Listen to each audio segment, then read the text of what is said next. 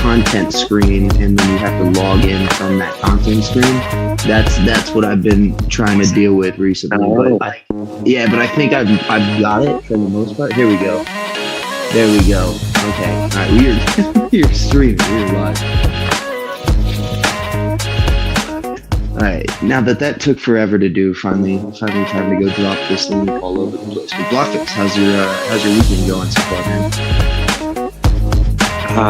It's one of those days where I'm surprised that it's the weekend.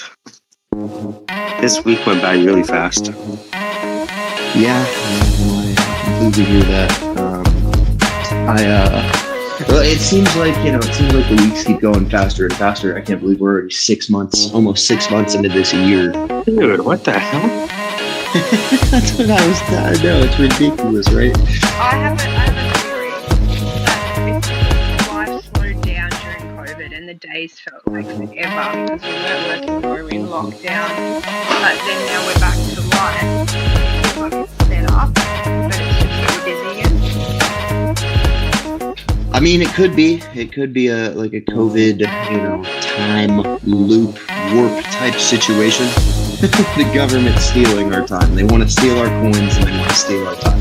That's what I'm hearing here.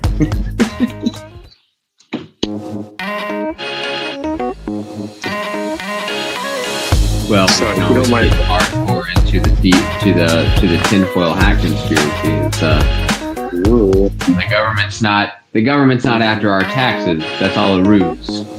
They're truthfully after our time. And then the Matrix. We need Keanu Reeves to come save us. I feel like that usually is kind of how these situations usually pan out. Yeah, what happened to my time? You can get like the Bill and Ted Excellent Adventures one instead of the Neo. Yeah, that happened. No, that sounds perfect. Excellent! Dude, the newest Bill and Ted movie, that one, I honestly was really kind of worried about it, because, it came so far after the original. You think, oh man, they're going to redo it, they're going to mess it up. Honestly, I thought it was amazing. I thought they really captured the original, the essence of it, but in like a new, older way. I'm going to send this link to a few people.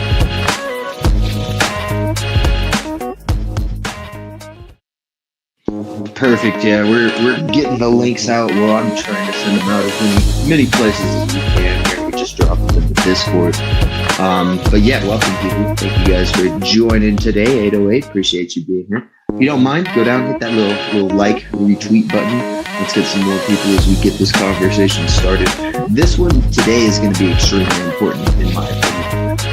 In the digital age, where media and content are massive driving forces in what we're trying to do here in this Web3 space, it's definitely important to know, or at least hear different angles that people are coming at it from, and see what others are doing to try and reach those monetization levels for this space. These platforms can be your best friend or your worst enemy. They truly can. Fighting the algorithm on a daily basis is, as we all know, a pain in the ass. But it can be fun if you make it fun and you try different things. Looking to improve on what you're doing, which is why we're extremely excited to have Blockface up here with us. For anyone who doesn't know, Blockface was the person that introduced us to OBS, which is where you're seeing our content now streaming from Twitter to YouTube, and hopefully we'll be bringing in some more platforms soon. But yeah, Blockface, if you don't mind, would you want to give us like a quick little rundown of what you do and the syndicate? Sure. So, let me see if I can do this in 30 seconds, and then you can ask more. 20 years ago, I needed money to pay for school, so I got a co-op job as a recruiter for mathematicians. And in a lot of ways, I've been recruiting ever since. But when the pandemic hit, it became difficult to network and meet new people. And so I find that I could use Twitter Space to compare contrast and bubble sort talent to the top. And so that's what the syndicate is. It's a way for me to identify the talent on Twitter, and then we form teams and kick out projects. It's been a wild ride. You know, interesting. Using Twitter as the top of the funnel, right? And then filtering from there. Yeah, which I feel like is a pretty common theme around here. I know Twitter is definitely the top of our funnel. But yeah, dude, interesting. So, you know, I know you're super big on the multi-platform streaming and trying to get the content as far as you possibly can. You know, what kind of brought you into that mindset? You know, did you start just operating on Twitter directly? Realized monetization on one platform was kind of a ridiculous task to accomplish, so you decided to branch out from there? Like, how did the journey get started?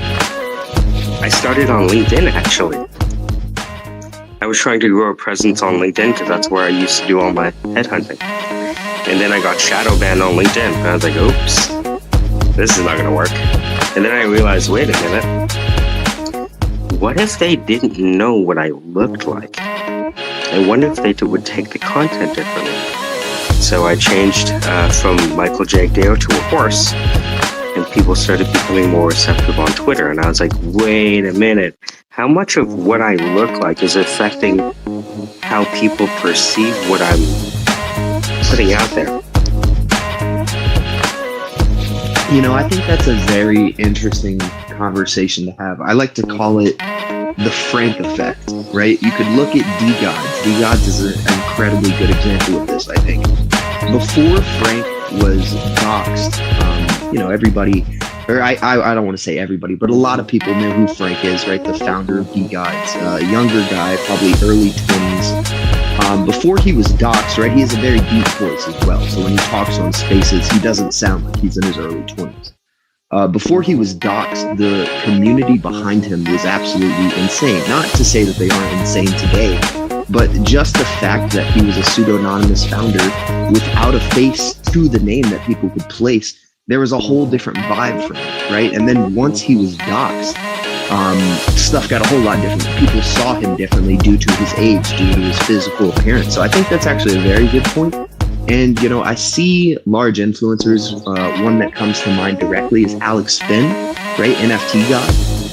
Always promoting the fact that switching to his personal face as a profile picture tended to do him better than the, what was it, the Bored Ape Yacht or the mutant monkey that he had previously, which I always thought was an interesting topic or an interesting point of conversation, truly, because it can work to your favor or to disadvantage in either direction, right? So that's an interesting thing. And LinkedIn, I know Claire loved that statement right there because she tries to get me to hop on LinkedIn all the time. I will say it's a very interesting platform. It is just, you know, multiple social media platforms.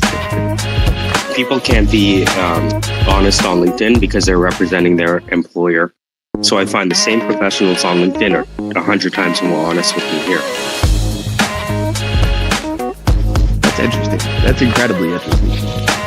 But, okay, so moving past the profile picture, moving past, you know, jumping from LinkedIn and getting shadow banned. Everybody in this room hates that word. But you know, I was in one of your spaces the other day and you said something that really kind of struck a chord with me. You talked about the easiest way to connect with people these days is through memes. And directly after saying this, you proceeded to say, and that might sound stupid, but at the same time, it makes the most sense in the world to me, right? That memes are a driving force, especially in Web3. I mean, meme coins exist for a reason, right? So if you don't mind, would you talk about that just a little bit? I see memes as fourth industrial hieroglyphs. Does that make sense?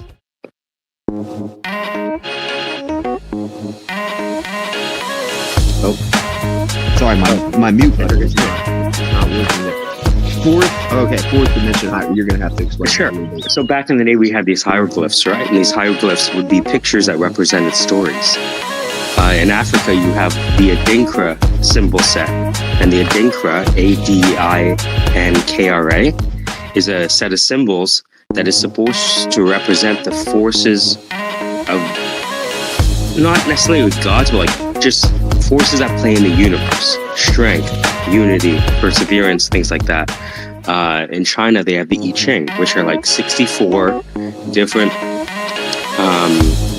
you know, in Western culture, how we have character archetypes, hero, villain, sidekick, mentor.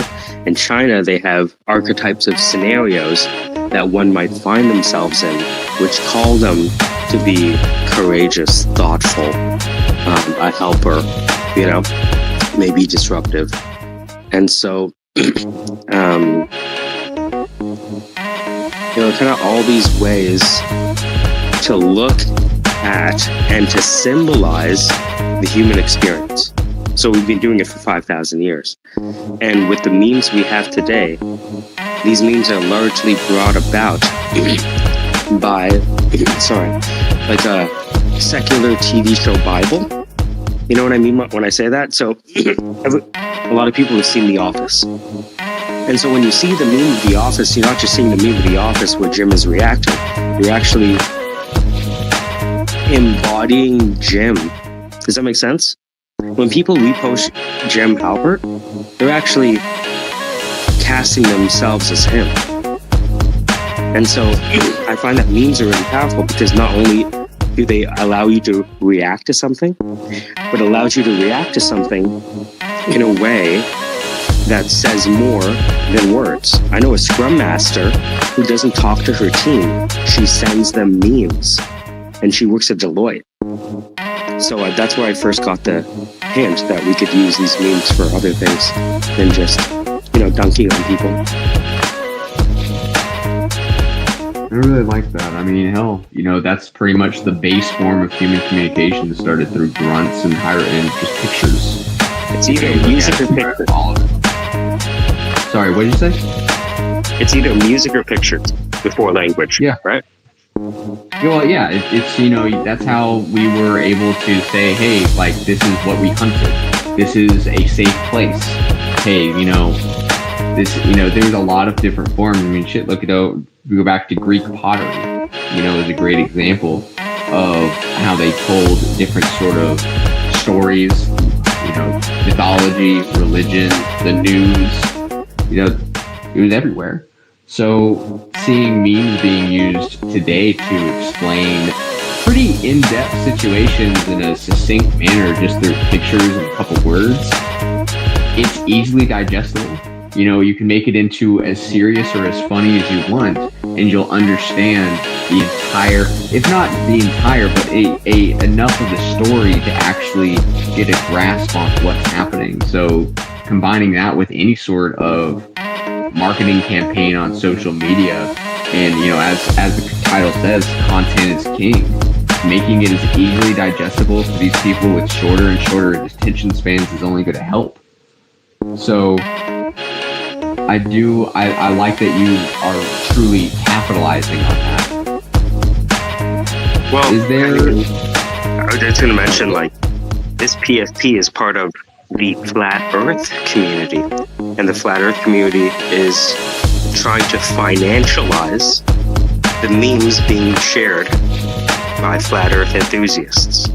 So I've discovered this group in the past month, and that's kind of changed my mind. So before, memes were just a way to reply. Now these people are saying, hey, this is an NFT that represents the movement, and here's a token where you can buy different things from the movement. So the financialization of memes is upon us, and so that's what has me kind of fascinated this past month.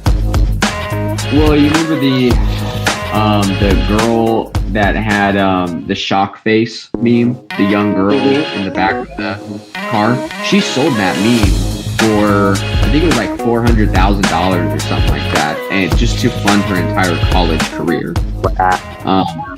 Yeah, and so, I mean, you talk about, and that was about 5 or 6 years ago. So you think about how memes have truly been integral to the latest evolution of communication through especially different cultures. Because I mean, shit, look at me, I'm in Japan. I do not speak Japanese outside of very specific, terms and words that can help me move around. But I can guarantee you, if I walk up to any of these Japanese people with a bunch of memes that could describe various situations, it would be immediate. They wouldn't have to even look at the words on it. They would know what I'm talking about. So, Rosetta Stone. Yeah, it is. It really is. I mean, it is true. And plus, like learning kanji. Kanji is honestly an entire language of pure hieroglyphs. If you actually look at how the kanji itself is structured, they most of the time actually resemble the subject that they are representing. So, hieroglyphic aspects are very common in even modern languages. I would say an extreme exception is cursive Russian, if anybody wants a funny thing to Google. But, it's extremely useful to know how to, like I said previously, succinctly, quickly, and very, and just momentarily grab someone's attention. Doom scrolling is the most effective way to get across to a lot of these people nowadays, and to incorporate your marketing into that by just throwing out some dumb memes or clipping some screens or having those really cool race car videos or those really nice crunchy videos with the slime next to your video. It's genius. It catches it. Oh, and the oddly satisfying animations. Yes. Yeah. Oh yeah. No, it's really cool. That stuff gets me.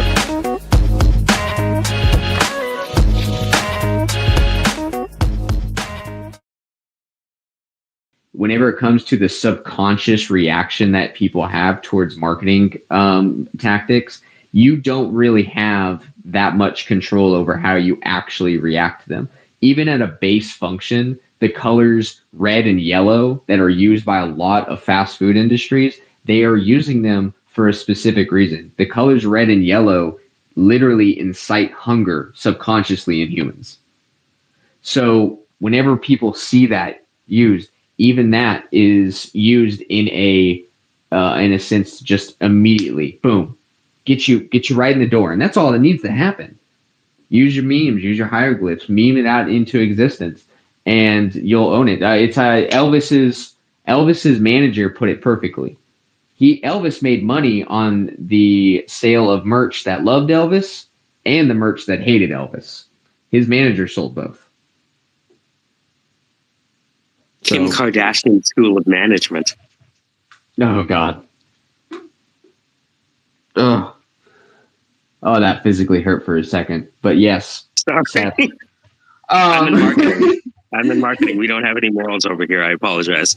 I know. You gotta respect it. And it's one of those things where if it works, it works. But it still hurts. But so whenever it comes down to successfully using this, because creating content is obviously something that a lot of people, I feel like, starting that process is probably one of the most troubling factors of it. Getting used to, regularly doing spaces, creating videos, making your own memes, clipping stuff, X, Y, and Z. It's the how to get started part that is the biggest hump for a lot of people. What would you recommend for people to kind of wanting to make that process a little bit more, I feel like, tangible and easy to get over? The reason that people do not go on stage as an amateur stand-up comedian is because they're afraid of being embarrassed. I found the same feeling of embarrassment is what is preventing artists and founders to publish their work as well.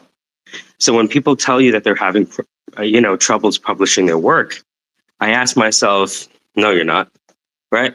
Or I tell myself, no, you're not, right? This is just a ghost. What you're really afraid of is being criticized by your friends, not making any sales, feeling like a loser. And because I already went through that with stand-up, I don't have that same hang-up. And I think it allows me to just not feel embarrassed. And what's weird is some of the things that seem pretty stupid are very intelligent in this market. Have you noticed that?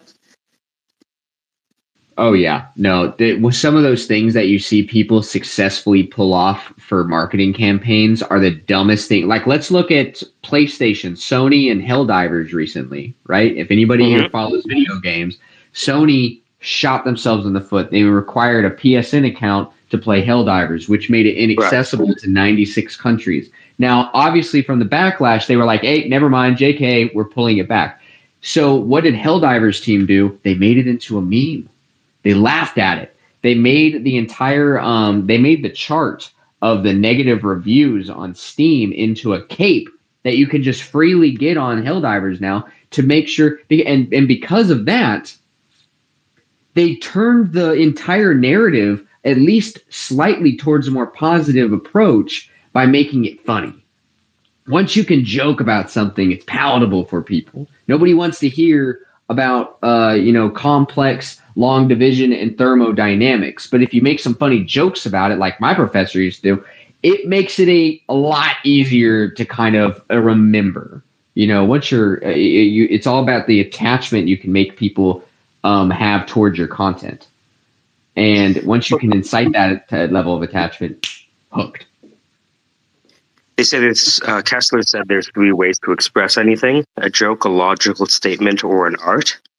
But spending so much time in technology, you just get used to. You use logic so much in your day-to-day to argue with people that you think that that same style is going to attract you new friends, and nothing could be further from the truth. Right? Essentially, when you come onto Twitter Spaces, you hear people yelling facts at each other 24/7. Have you noticed that? In a space, I have a fact and you have a fact. Fact, fact, fact. Who will be the king of the facts? Right? And it makes your ego feel good, but I'm not sure if it necessarily gets you where you want to go. Oh God, if that's not the Achilles heel of Web3, I don't know. Guys, I wouldn't be talking to any of you guys for the vast riches I would have for just a sheer penny I would get every time a crypto bro got into an argument stating that they had the end all be all fact about X, Y, and Z. It is annoying as hell. I am proud to say that Justin and I have been proven wrong on multiple occasions, live on space with evidence saying, hey, like actually this was changed because of X, Y, and Z, or hey, you misunderstood this part of it. This is how it actually happened. And it is important to be able to stomach that kind of criticism and being fact checked over your own, everybody's ignorant or to a certain extent, fallible to in every regard. Even if you have a PhD in history, you probably know a few facts that aren't as factual as you think they are. Mm-hmm. And being able to, yeah, right, yeah, good point. Yeah, it's my history professor gave me a quote by Aristotle to live by, and it is literally: to avoid criticism, say nothing, do nothing, be nothing, because that is the only way that you will ever avoid true criticism. If people are willing to criticize you, then at least you need to take it as a step towards they're wanting to make sure your understanding is better than it previously was. It's a growth opportunity, not some sort of attack on your entire being. So I'll give you an example. You were talking about the doom scrolling to kind of bring it into like the tactical realm. So if we notice that people what is doom scrolling, but repeatedly paying attention to the same content, slightly different, over and over and over again. And so what I have done, and again, this is going to seem like a terribly, not stupid, but simple strategy, which is to grow the YouTube account from nothing to yesterday I got monetized on YouTube, right? And so 2 months, I went from nothing to 4,000 hours viewed. And I did that because I emulated the experience on TikTok on YouTube. So on TikTok, you have a doom scroll, which is the same song that's 9 seconds with the same dance. slightly different over and over and over again. And so I posted some memes from TikTok, just downloaded them, uploaded them, and they started getting views. And when they started getting views, I was like, okay, now that one video has views, let me create a playlist with 25 videos just like that, with that same song at the same length. And I found that's what ended up bringing the YouTube channel. The way to get over embarrassment is, hey, you don't even have to use your own content in the beginning, right? Practice with using other people's content. It'll get them more views. You'll enjoy doing it because you like the content, and that can give you some insight in terms of how the algorithm works. Because the problem is, I think people think they're failures in the beginning because the algorithm doesn't pay attention to them. But that's the most obvious thing in the world, because the algorithm already has a thesis that's working for it. And so if you can become part of that thesis, right, by posting content that your audience already likes, once they're in the room, then you can go on stage rather than going on stage to an empty room. Imagine cultivating an audience through the use of other people's content that makes them more popular. And then after a while, when you fill the room with people, congratulations. Now it's time to talk. At least you're not pitching to an empty room, which is what people do when they start a social media account. They start immediately pitching to an empty room. It's like, that's not how you're going to know if you have a good joke. There's nobody here yet. Let's get some people here. Then you can start telling jokes.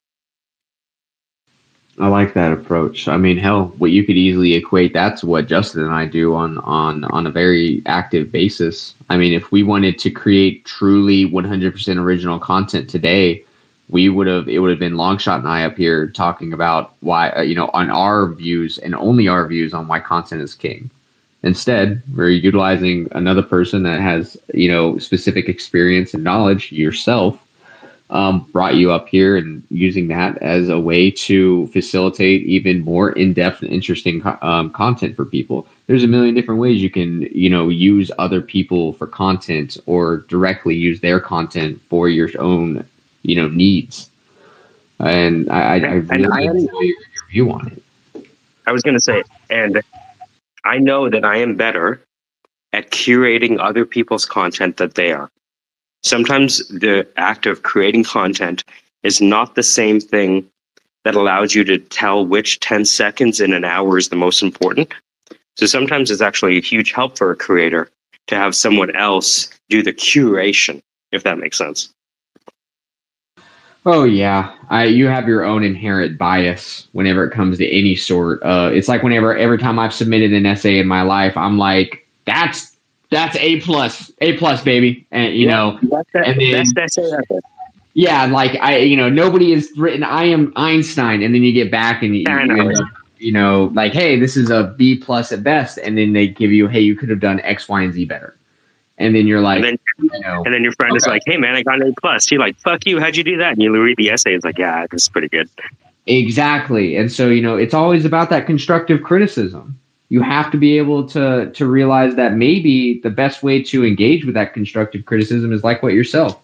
Learn how to utilize it for your own gain. You're going to look at other people's art and realize what's the best or what's the worst about it before they do, because of that inherent personal bias that they have towards their own creation. Even if they have that usual knack artist dude that's saying, oh, everything I create is shit. Oh my God, it's it's the worst. Even then, they still usually don't see what the usual focus that other people are seeing in their art. They only see what they are focusing on. The crazy part is that artists are now having their song blown up through user-generated content. And what is user-generated content? By someone other than yourself remixing your work. The remixes from musicians are more popular than the originals. And we kind of always knew that this kind of existed. You ever see an interview with a musician that said, oh, that popular song that everyone likes? We weren't even going to have that on the album. You ever see interviews like that?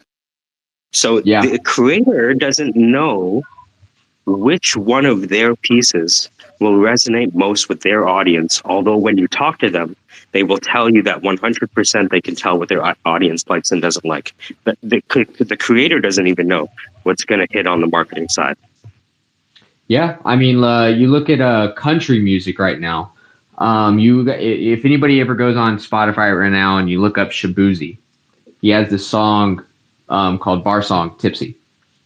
And that song went extremely viral because of just random stuff, whether it was positive or negative reviews about the song, it was everywhere. People were collectively remixing it or doing dances to it or, X, Y, and Z. And even then, that song was a derivative of a previous song. It's kind of like a Kid Rock's All Summer Long.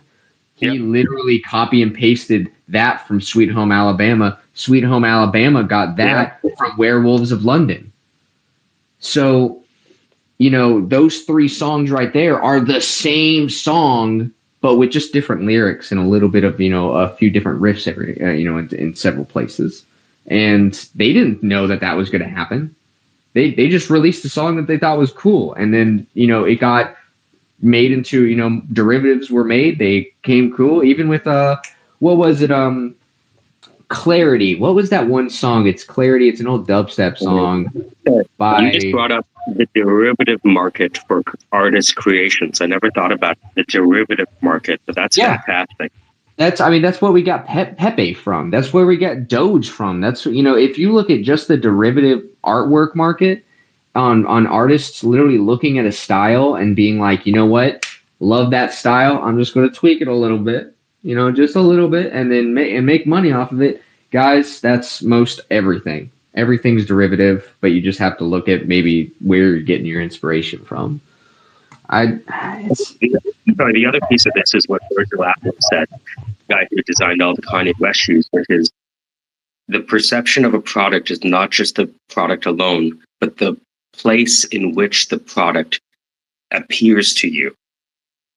So I thought that was interesting. So we have the creator creating art, but they often don't think of the remix possibilities. And sometimes because they're so focused on the art, they don't realize that one art gallery could result in 0 sales, but another art gallery could result in millions. It's about aesthetic at the end. I mean, if you really understand, everybody wants to be an individual. And if you really understand that and can curate something to play into making someone think that your product is part of their aesthetic, part of their worldview, and has that inherently right there, boom, emotional bond with your product right there. You look at, and humans are an emotional and emotional creatures. We bond with anything. Shit, I know people that treat their Roombas like they're cats and dogs because it's a little cute little mechanical pet to them. And that itself is part of their aesthetic. It's like, if you want to be goth, if you want to be punk, if you want to be a nerd, if you want to, look like a jock, it's all about how the marketing team associates with that. Look at how Vans markets itself. Vans, even Adidas. Adidas was originally just a sports shoe.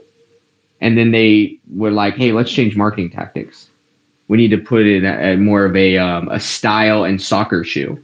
Boom, blew up. And then 2 decades later, it was a sensation in a certain a style of the aesthetic. Whenever like the 90s hit, you wore the track suits, you had the Adidas, it was a vibe. It was like the damn Daniels of the 90s. And it was because of the way that they marketed it that fit certain people's aesthetics that made it blow up in certain areas and then were hated in others. Yeah, it occurs to me in IT, we have this idea of release management. Sounds kind of a sexual innuendo, I know. But release management is the idea that once you create software, there is an art to releasing it on all the machines. Because if you're not careful, you're going to release something that breaks the machines. And then everyone's going to get mad at you and call the help desk. So there's creation management and there's release management. And oftentimes I found that the creator is not the right person to do the release management because maybe they're too emotionally involved with the art itself. No, that's very fair. I mean, you have to I have could be some wrong. sort of Tell me if I'm detached. wrong. I'm just thinking of that. Yeah. Well, no, you have to, some people really are. Whenever you're so close to something, you end up seeing, you can't see the forest behind the tree. You're too close to it to actually see the problem. And you end up seeing that, as a video gamer, I see this a lot in video games where, a AAA game is being dropped at the end of the month. And a really good, B-rated game is also dropping at the end of the month. And then you look at that studio like, are you really sure that you're wanting to go up against that? Like, that's what you're competing with. You really have to understand, like you said, release management. How are I saw that TikTok. Is that the same TikTok where that lady was talking about she worked on something for 10 years and then launched it on the same day as like Madden or Yes. something like that? Yes. And it's like, I don't know if you want to blame the NFL, dude, Yeah. but all the best. And it's a problem. That's why you see a lot of those AAA games, they make sure that if they are releasing on the same day as another AAA game, it's because that AAA game is so far removed from their target audience that it's not really going to have too much of a bleed through. And it's strategic. Everything is strategic. So you really want to make sure. This also ties into making sure you're writing trends. Trends are there for a reason. Guys, the Daniels were, I worked at a skate shop in high school whenever the Damn Daniel video came out. You know what we did the second that video came out? We stocked white Vans that covered the entire back wall, and we still couldn't keep them on the shelf. I literally, on a daily basis, I want to say at least $800 of my sales were attributed to white van related nonsense. But that's because we rode the trend. We knew when to stock and to release the supply because the demand was there. We weren't selling hoodies. We were selling white Vans, and we knew it. And that's it. Whenever the hype died down, we went back to selling a ton of I Love Boobies stuff, as was normal. And then that died down. And then we started selling mustache stuff. Then that died down. Yeah, I gotta learn, read these markets. Read the people. Yeah, a rising tide lifts all boats. They say that works for more than just money. Yes. Oh yeah. Have you seen that in a lot of other places? Whenever you're engaging with all this, trying to build your own platform. What is it? So this is something that blew my mind apart yesterday. So I talked to Rocky, and Rocky is a guy in California, Shopify, that works with biotech companies, and he moves millions a month in product. And something he said to me really gave me a disorienting dilemma, which is I was talking to someone about something they wanted to release, and he said, a lot of the demand for this product is going to be seasonal. And that was like a stake to the heart. What do you mean that everything I'm working on right now is just going to have a seasonal interest? You're going to say that to my face? I thought we were friends. And then I realized, oh shit, he's right. The demand for this product is seasonal. And then I thought after a few days of, crying in my bedroom, and I was like, wait a minute. Hey, ChatGPT, for this target market, what are the buying seasons that they have? And can you create another column with products and services and give me the product and service catalog so that I can sell them what they want as the seasons change? And it gave me some amazing answers. Dude, I love the fact that you're utilizing AI to help facilitate it. I've seen at least three studies now, peer-reviewed, the whole, double blind, you name it, all the shenanigans and good key hot words that people use for studies, that have shown that in business, people that have been utilizing AI for mostly like a lot of desk and professional work, that corporate jobs, they're on average saving about 30% of their time by utilizing AI and helping be more productive, saving them time, effort, brain power, you name it. They're just shortcut after shortcut because why not? It's a good way to create, solve a lot of issues. I mean, I used ChatGPT to teach me how to code. I wanted to learn how to code a couple years ago because I wanted to create a music theory interactive experience for people wanting to learn music and not wanting to go through the pain of learning A7 minor trichord and C sharp major flat follow the 7 kind of thing. You ever talk to music theory people? It's the worst. So I could never explain what I wanted to someone, so I learned Python. And when ChatGPT came out, I realized I could get it to explain Python code in terms of like Batman and Superman and Iron Man and Harry Potter. And so just pasting the code in and saying comment it as a story about Batman. Oh, so you mean React is kind of like Batman's bat belt? And he works with the front end interface on the belt to deploy the Node.js OpenAI model plane that knows where he is. Okay, that's a lot easier to understand it. So I've been the stupidest smart person for most of my life, if that makes sense. I'm around people that are a lot smarter than me, but they're so smart that they want to build complicated things. There's something about really smart people that can't help but build complicated things. And so by being this stupid smart person saying, hey, I love what you built, I think we just need this thing over here, and we just need to build that around this kernel. I find it's been a good partnership with the syndicate, just kind of being appropriately stupid in a room full of geniuses. I have had so many interactions that my dad actually termed this really well. He was a career in the military his whole life. And something that he found out the higher he got in the ranks was that he would always end up pairing the smartest guy with the laziest guy.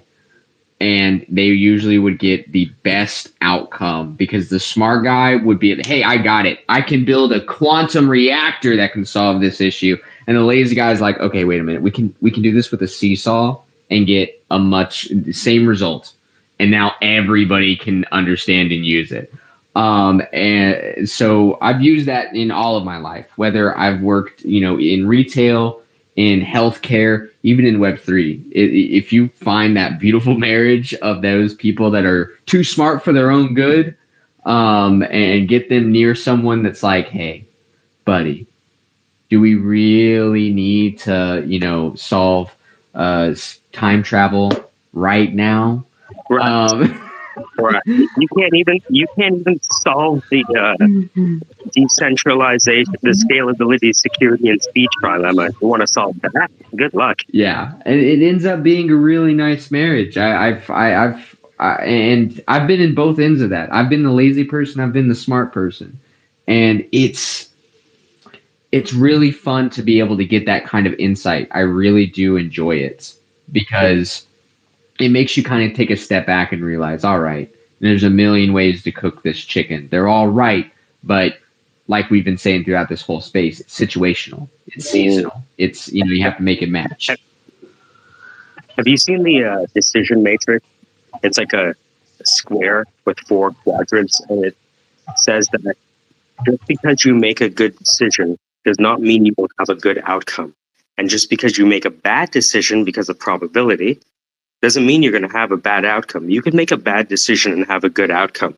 And so that's why I take my ideas less seriously if I haven't tested them, because I don't know if I'm just having a bad idea that just happens to help me get to first base, but doesn't move beyond. So I'm very skeptical about the success that happens and trying to find out why it happens. Because I remember my buddy who's like a VP at a hedge fund.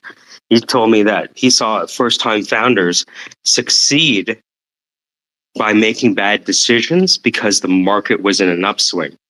And then in their next startup that fails instead of succeeds, they try the same planned strategies and tactics that worked. And because those planned strategies and tactics only worked because they were, benefiting from a rising tide lifting all boats, they would throw millions of dollars of all the money they made trying to recreate the success, not knowing why it happened in the first place.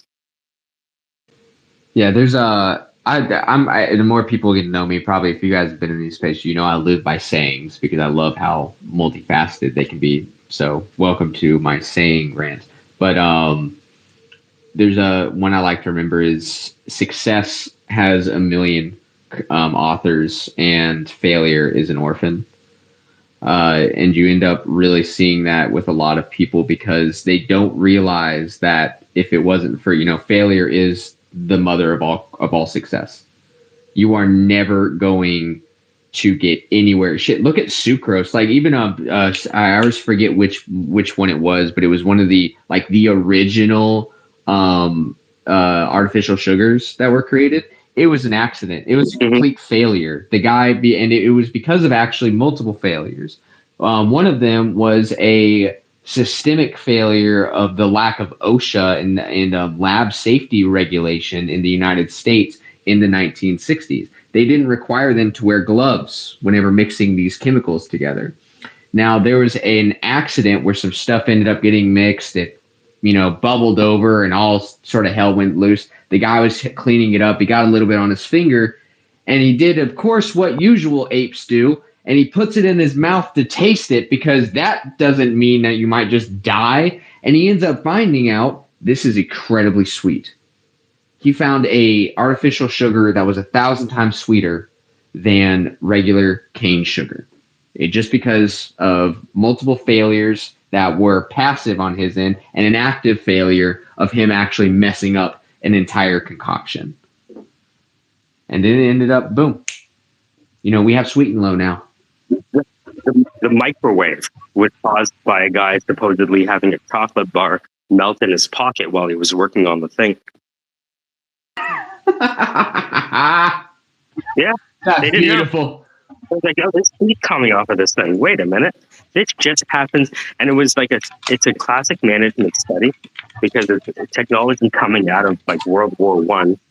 And you have some, random guy kind of working on it. And this is how Silicon Valley was born. It was born out of the World War One, two technology that they spent gajillions of dollars on. And now everything's peaceful. So what are we going to do with this lab? Are we going to shut down the lab or, try to kind of consumerize or terrestrialize this land, sea, air, and space technology? And so, yeah, the guy had a chocolate bar in his pocket and it melted and it gave him an idea. And that's how we got the microwave. That's genius. Making mistakes in the right direction. Yeah, failing upwards. Is that? I think that's the failing upwards. But to go back, how can you fail if you're too embarrassed? Yeah. To try and fail. Yeah. That is the primary obstacle. That feeling of embarrassment. People will use all of their language to mask that, and they have a lot of language to mask that. Ask them, hey, how's the project? Oh, I'm working on this pixel over here, and there's about 1 million pixels. So in about 18 years after the heat death, I should be done this. I was like, all right. Yeah. Look. And you know what? And I feel like a lot of people aren't, whenever it comes to failure, I mean, shit, I'll admit right now, I failed. First time I went to EMT school, failed miserably. Wasn't ready for it. Wasn't mature enough, truthfully. It was my part that I failed. But then, you know what I did? I immediately took myself up. I was like, you know what? I'm not going to let this, hinder me from my, going forward. So I got my certification in phlebotomy. Then I went back again for EMT. Then I went back again for my CCHT national certification. Then I went back again. I ended up at the end of it, just chasing certification after certification and, working towards my degree. I ended up with, I think like 12, 13 certifications and honestly, I was really bummed whenever I first failed my EMT. I was really depressed because I've loved medical my entire life. And it got me down. But I was like, I remember my dad, he walked up to me, slapped me across the face. He was just like, Jarrett, you idiot. If you let this completely destroy your faith in yourself, then yeah, you are going to be a failure. If you're going to let the failure define you, then you will be a failure. But that's the dark part of it. Yeah. So go ahead. Sorry, no. No, you please go ahead. No, it reminds me of a story I heard from a founder, and he is responsible for like an audience of teens, like probably over 50,000. And we've started helping these teens get jobs. And there was one teen that didn't have an employer within 40 minutes. And Vibes told him a story about how he went door to door, knocking. He just made it happen. Vibes told him a story about how he got cut from his like middle school soccer team, and immediately he went home and worked out for 4 hours, and eventually worked up to two NCAA scholarships, getting a full ride to play soccer. And I talked to him, and he's like, nobody really told me to go home and work out for 4 hours. Nobody really told me to keep knocking on doors. And we kind of reached this point where, is it true that either people have the perseverance or they don't? Can they build that perseverance? We weren't sure. We don't have an answer right now, but it's something that we think about a lot, which is, I remember my first boss, I was complaining to him that people weren't doing what they were supposed to do. And he said, why don't you put a gun to their head? I'm like, what are you talking about? He said, put a gun to their head. If they do what you say, then it's a motivation issue. But if you have a gun to their head and they still can't do it, then it's a training issue. Make sure you fix the right problem. Ooh, it's the gun to the head might be a bit of a strong analogy, but I mean, it works. I mean, truthfully, I've seen a lot of that whenever I'm like training old like nurses or new techs or whatever like that, and they wouldn't be getting something. I had this one nurse, she was new to dialysis, and dialysis is effectively the redheaded stepchild in healthcare. Nobody cares about it. Nobody likes to talk about it. A lot of people don't even know it's there. But she was coming from the ICU. This woman was Superman, best. But she wasn't getting some of these things I was dropping to her for dialysis specific stuff. And I tried that. I really just tried pushing her and pushing her and pushing her. It wasn't happening. And eventually, I finally came to that conclusion. I was just like, it is not her for sure. It's not me because I'm going by what's always worked. So it's something to do with what I'm actually like, the content that I've laid down, the path that I've always used. There's fault in that. That's not really going to fit with her. And once I sat down with her, I found out how she, really learned and everything like that. Retraining was a breeze. Still the best dialysis nurse I've ever worked with to this very day. And it was just because the training was a bit faulty in her specific way of learning. So, but that's the paradox. That's the paradox of being a teacher, which is what the learner learns is a function of what they already know. And so if you can humble yourself in front of the student to discover what they already know, that's the key. But I don't think a lot of lecturers are willing to humble themselves to have individual student contact, because that's not professorial. Oh God, I've had so many professors like that. I had an economics professor where he literally told me, he was like, no, the CIA has never tried to officially overthrow any sort of governments in South America. And he went on like a huge, like 30-minute long rant. And me and like two other students ended up arguing. Yeah, I'm 2 hours straight. I'm Guyanese in Canada. I am the exact. How do you think I got here? Because they were having fun in Guyana? Yeah, that's how I got here. Just a little party, man. Just some funsies.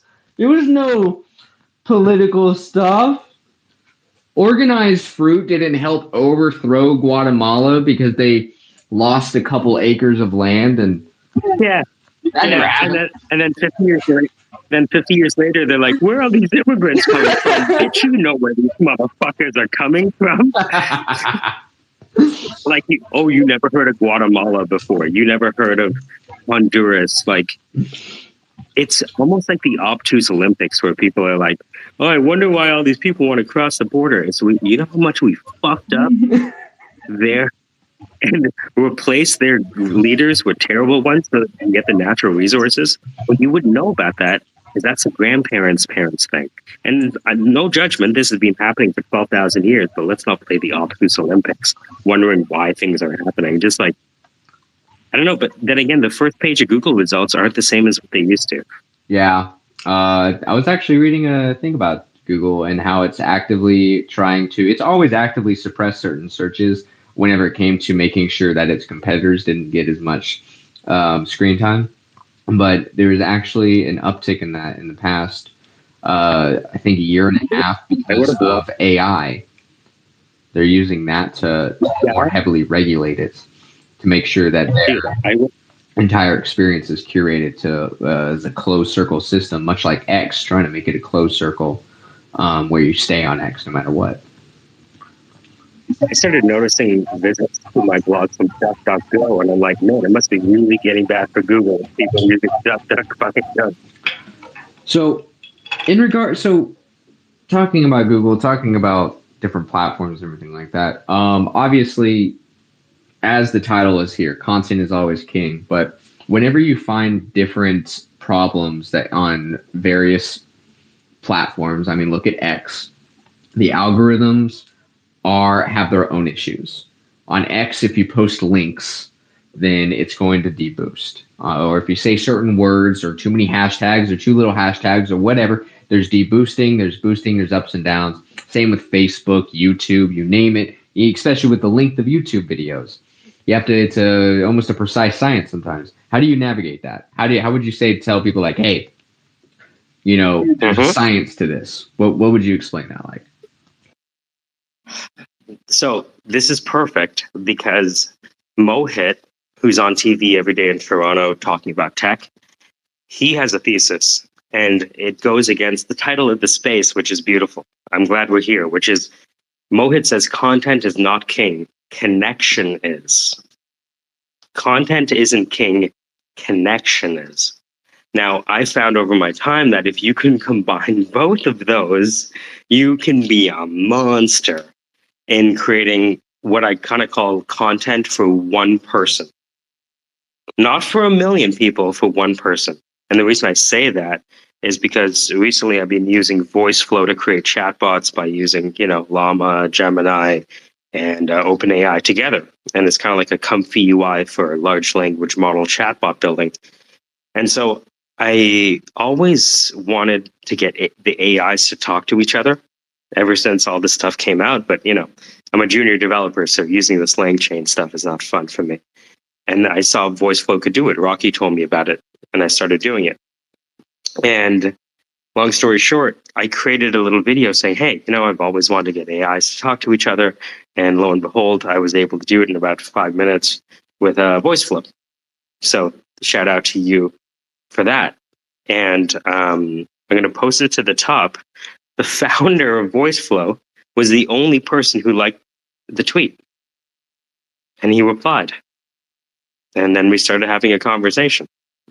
So if you can combine, and this is on Twitter, I'm going to put it to the top, but if you can combine content and connection, then you'll realize that, especially on Twitter, and really anywhere else on the internet, the reply section is the social media email inbox.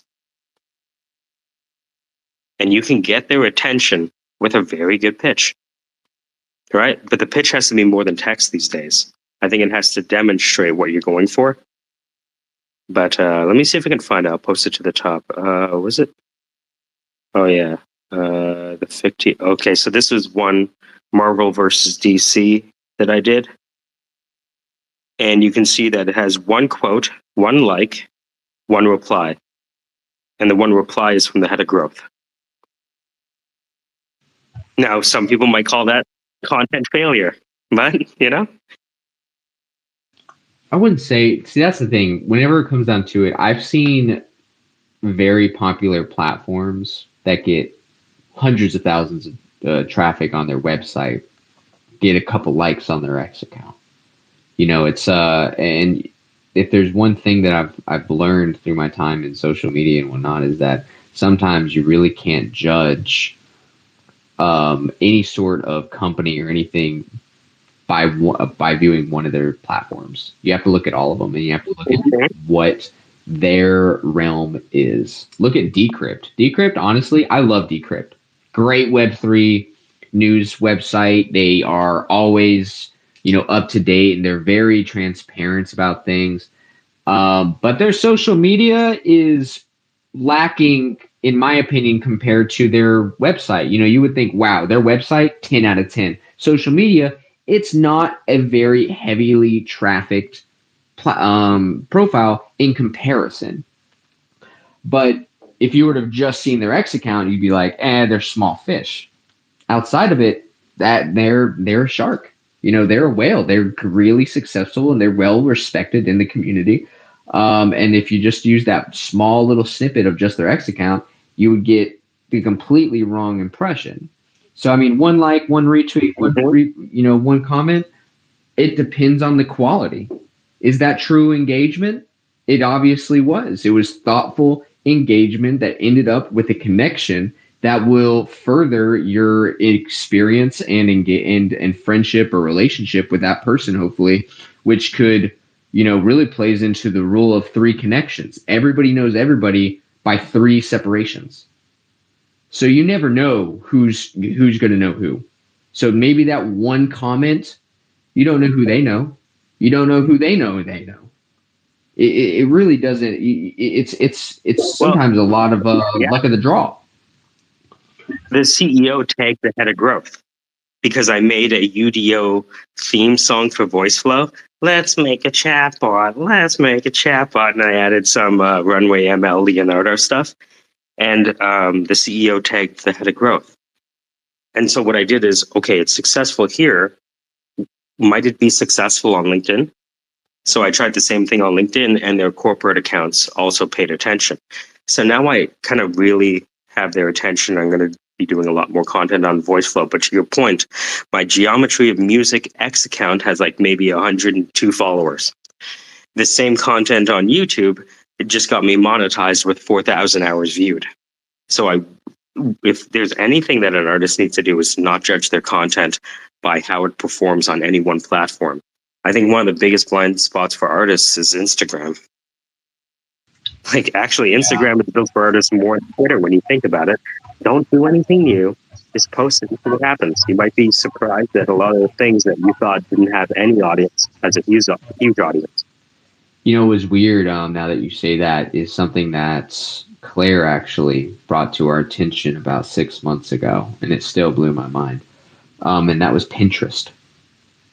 Pinterest, you sometimes these platforms come out of left field, and you don't realize that your content. You got to stop the interview there. You can't be giving them away the Pinterest alpha for free. That Pinterest alpha.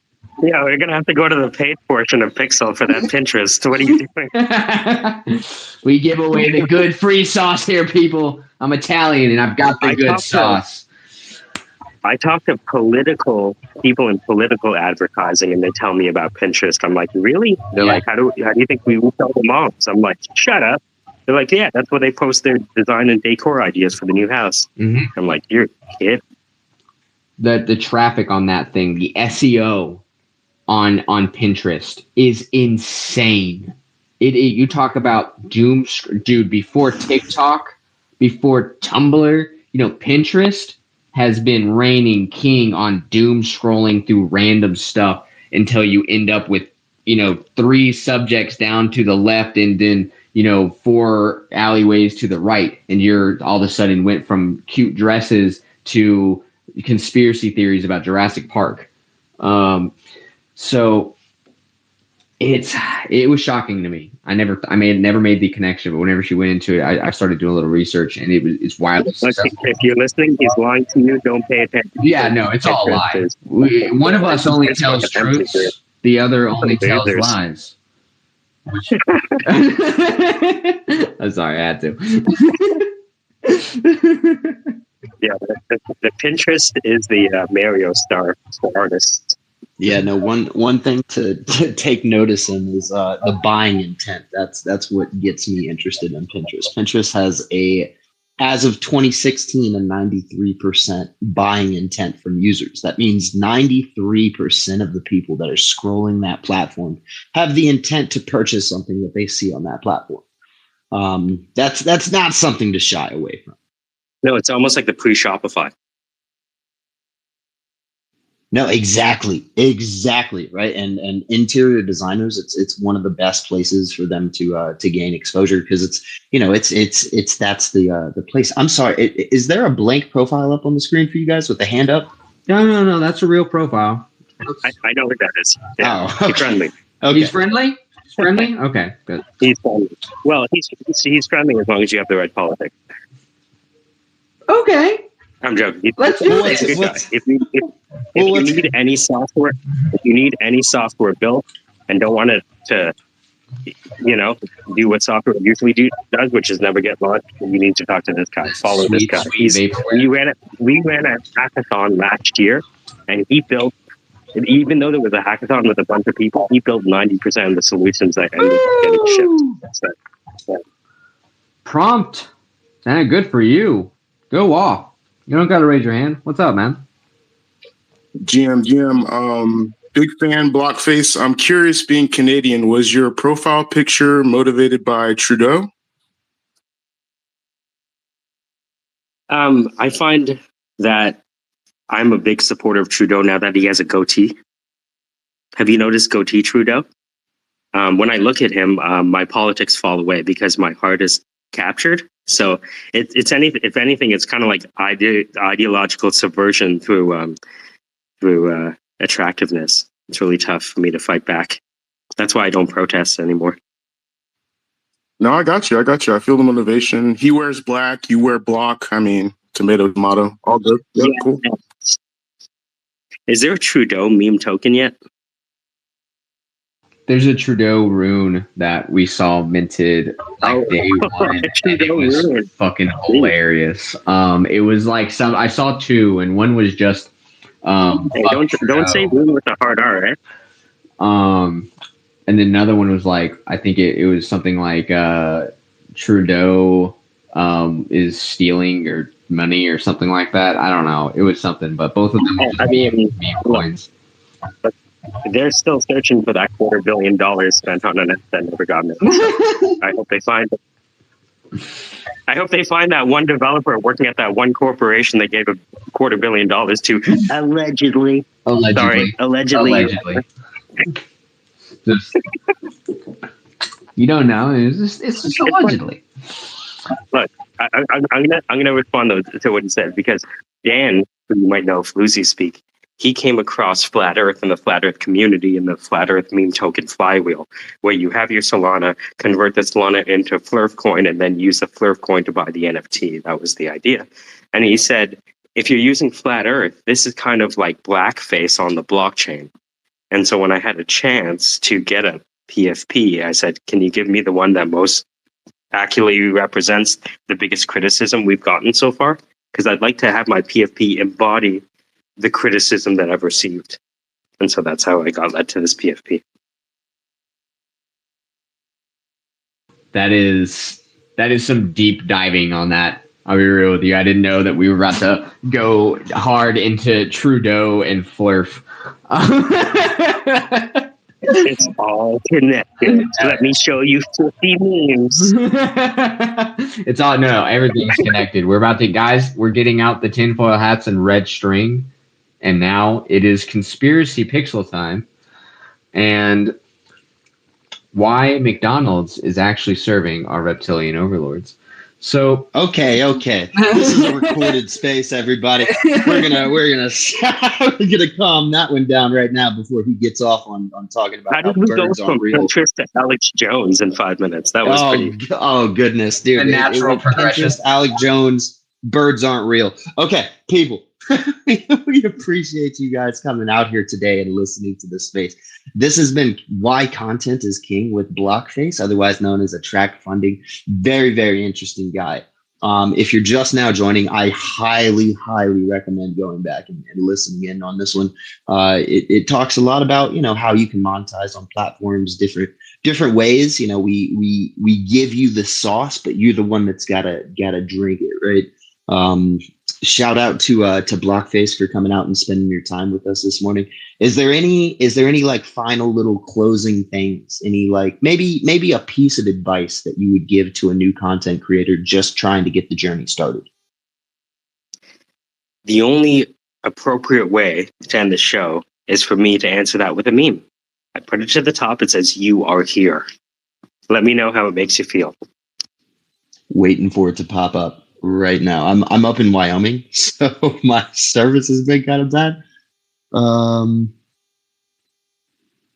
Yeah, the last thing I'm seeing here is the Yeah, it's oh, the there it circle goes, there it and it's- goes. Yeah, there we go.